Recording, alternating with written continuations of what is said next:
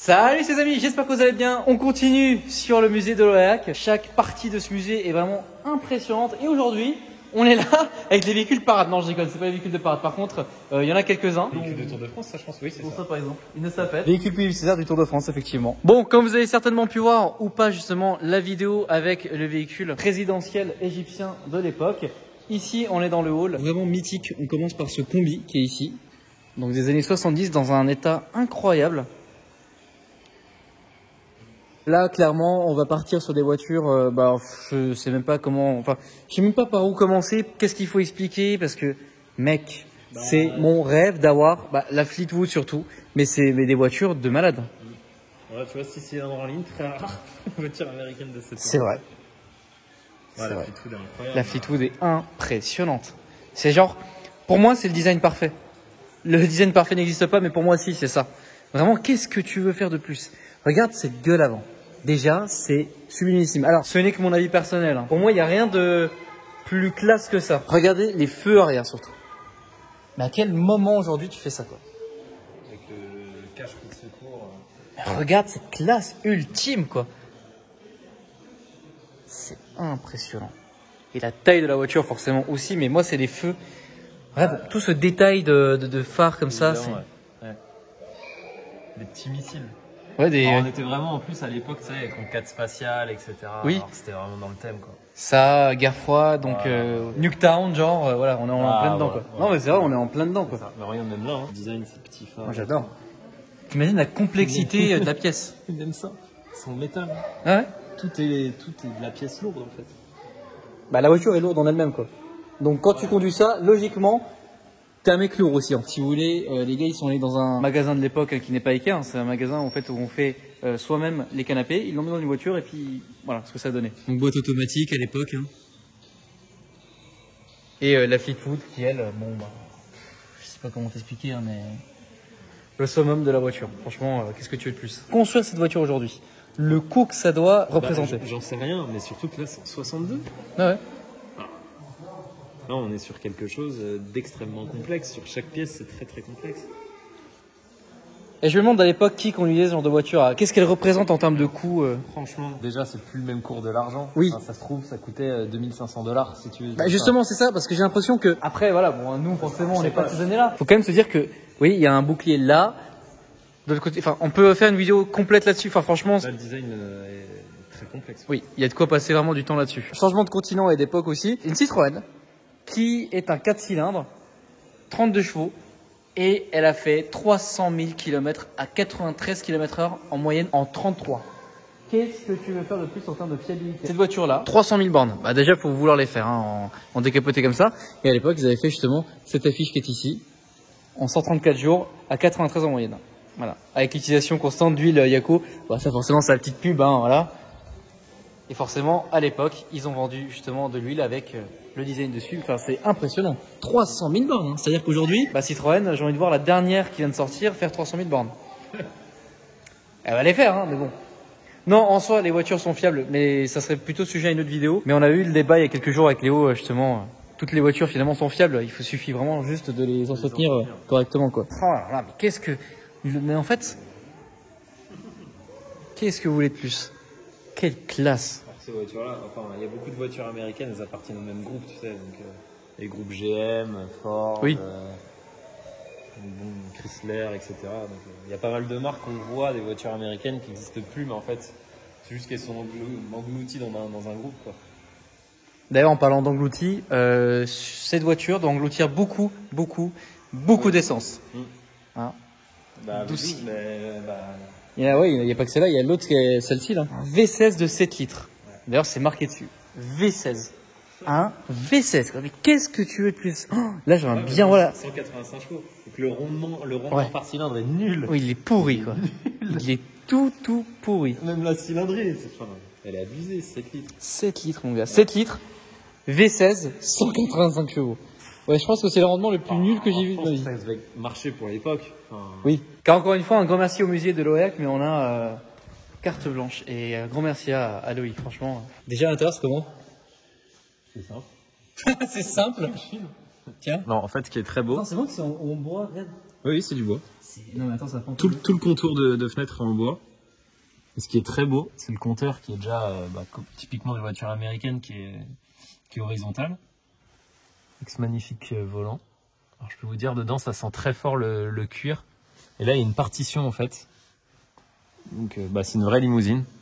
Qu'on a assis dans le coffre. En fin de compte, ils ont un petit peu gardé cet esprit-là Cadillac. Enfin, je pense que ça c'était le Tahoe ou le Suburban de l'époque, tu sais, ou le Cadillac Escalade. Ouais. Avec la partition et les gens assis dans le coffre. Donc en fait t'as toute la place après aux jambes. T'as même des petits rideaux Installé. Ouais. Non, mec. Mais je pense qu'en fait là, quand c'était marqué partout comme ça, c'était justement pour arriver au resto et montrer que t'avais la plus grosse. Et que tu étais là, tu fais oui, et toi avec ta Rolls, qu'est-ce que tu peux faire en fait? C'est les États-Unis ici. Même sur les jantes. Mais non. Ah oui. Là, oui, tu vois, on était dans l'abus total, quoi. Oh, Et elle a les jantes et les pneus de oui, donc. Oui, c'est fait tellement d'oseille que voilà. Lafayette, voiture française. Et là, Rolls-Royce Phantom 3, mec. Voilà. Bah écoutez, voilà. Bon là, le rendement est un peu meilleur. Et encore. But Rolls. Donc voilà. Alors le signe est modifié, hein. C'est-à-dire que là, Je peux te filmer à côté parce que. Oui, oui, vas-y. Ça n'a pas le moindre sens. Ça n'a pas. Ah oui, le phare aussi n'a aucun sens. Ouais. C'est-à-dire que là, tu vois ma tête à côté, bon. Mets-toi à côté de la portière. Non mais c'est n'importe quoi. Déjà, le mec a marché 12 minutes pour atteindre la porte. Ouais, c'est ça. Grave. Il est là, il est obligé de prendre une trottinette électrique pour se rendre à sa voiture. Non mais c'est ridicule. Et là, donc conduite à droite.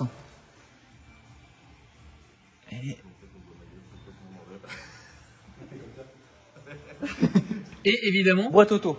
Une voiture d'homme. Et là, donc on en a une autre.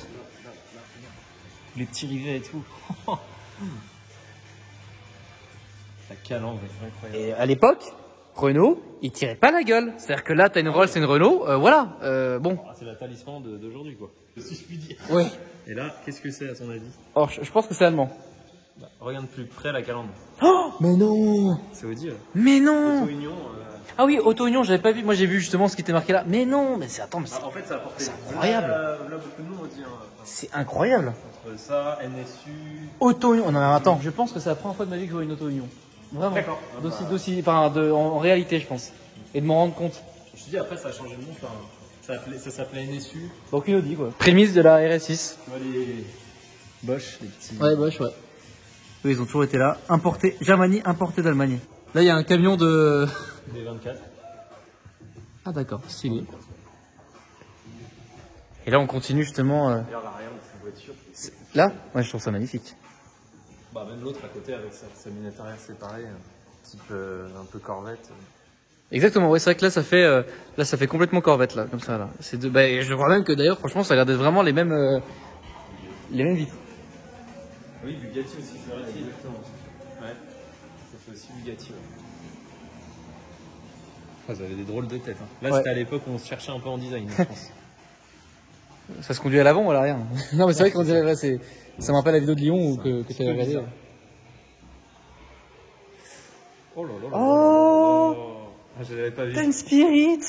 Oh là là là là! Elle est longue, non? C'est un Ouais. châssis long, hein. Ouais. Elle est belle. Qu'est-ce qu'elle est belle, la couleur. Ça allait même pas à 200. 225 chevaux. Critique. 225 chevaux, 1983. Pas mal, hein. Mm. La calandre est moins proéminente que. Ah mais non, je dis en fait ça tout a diminué avec le temps et encore là le signe donc Spirit of Ecstasy était encore à cette époque-là assez gros. C'est-à-dire qu'aujourd'hui tu prends une Ghost ou une Phantom, le signe est beaucoup plus petit. Ouais. Et donc là, bah écoutez ça je le fais juste pour le plaisir parce que bon je connais déjà un peu la voiture et l'odeur. En plus c'est une conduite à gauche. Ah ce bruit m'avait manqué. Ah et l'odeur aussi. Oh là là là là là là ça m'avait manqué. Écoute le bruit des portes. Voilà. Sans que là, plusieurs générations de cloud, mais en gros, c'est l'équivalent de la Silver Cloud. Ce qui est marrant, on dirait que les phares après, ils les ont enlevés, ils les ont mis sur la. La Silver Shadow. Ouais, c'est vrai que c'est peut-être ça se trouve c'est les mêmes phares. Hein. Ouais, c'est possible, je sais pas. Donc là, voilà, on a une Rolls et Bentley. Bah, c'est les mêmes voitures. Hein. La Silver Shadow, la version Bentley, c'était la T1, voilà, en gros. Ah, Jaguar. Belle Jaguar. Très belle. Qu'est-ce que c'est que ça? Par contre, le nom est imprononçable. Ouais, Hotchkiss. Talbot, une voiture française. Et là, là on aurait pu faire la devinette aux gens, à votre avis, qu'est-ce que c'est comme marque? Parce que c'est un mélange entre Ferrari, Jaguar, Maserati, Jaguar, tout. En fait, c'est une voiture française, mais c'est en V8. Voilà. Donc là, on a quelques véhicules de pompiers d'époque. Un tubache. Ici, une mise en scène, voilà. En gros, les petits marchés. Et là, donc, une pièce dédiée à plein de voitures françaises. Ouais. Donc, voilà, une 205 cab. Enfin, là, il y a vraiment de tout. Donc là, avis aux personnes qui ont à peu près plus de la quarantaine, qui regardent la vidéo. Là, vous êtes vraiment dans votre kiff. Voilà. Voilà, Renault enfin, le grand celle de la 4L. Donc R3, t'as vu? Ouais, c'est fou. Vraiment les premières phases. Ça, cette voiture-là, exactement la même colorie, je crois. C'est celle dont, tu sais, Jacques Mérine, quand il s'échappe du tribunal Ouais. et que son associé vole une voiture, ou son associé le récupère avec une voiture, le récupère avec Et ça. puis qui laisse le gars là? Ils ont un accident avec un. Avec la camion de gendarmerie, oui. Ah, c'était ça à peu près? Non, c'est la même, c'est celle-ci. Ah, c'est celle-ci? Ouais, c'est- D'accord. Excellent. Bah, oui, c'est vrai qu'on a regardé il n'y a pas longtemps Mérine. Et c'est vrai que là, on est en plein dedans. On est dans les voitures qui sont ici, c'est ça, quoi. Ma mère avait exactement. Ta mère avait celle-là? Ah oui, et puis d'ailleurs, il y a un truc avec le capot. 50, ouais. Bah, ma mère, c'était une 54 aussi, exactement la même, qui avait été repeinte en rouge pompier. D'accord. Et en fait. Bah, d'ailleurs, c'est elle, dedans, regarde. Ma mère l'a vendue et elle avait mis une annonce dans les journaux à l'époque, puisque c'était encore des journaux. Et elle avait mis 500 €. Quelqu'un est venu la chercher dans la journée. Et au moment de la payer et de la mettre sur son plateau, il dit: vous savez, madame, rien que le capot, il coûte 1500 €. Et elle Voilà. a la faire vendre. Voilà, salut. Donc ce capot vaut 1500 €. Le capot est très très rare. Bon, maintenant, je crois qu'il se refait il se refait. Mais à l'époque, il se faisait qu'en fibre, en fait. C'est pour ça que c'était assez rare d'en trouver. Mmh. Et puis, c'est les modèles les plus recherchés parce que c'est les premières générations. Enfin, ça fait partie des premières générations. Puis le capot, c'est un des plus beaux avec ça, les calandres ici. C'est vrai. Là, c'est très très joli. Et les répétiteurs, ils sont en haut là. Donc derrière, c'est juste des tout petits phares. Très joli. Et pareil, de temps en temps, on va démarrer à la manivelle. Toi? Ouais, Ah ouais? on va démarrer à la manivelle. Une 504. Ah, elle est belle, hein. Ça, c'est Cab très comme ça, là, c'est magnifique.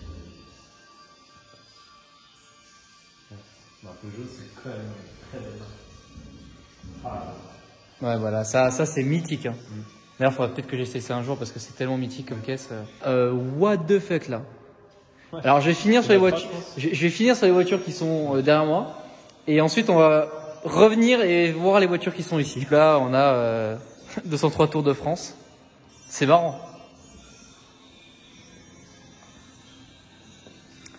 Donc là, on termine un peu sur les parties voitures françaises pour ensuite finir sur des voitures assez spécifiques.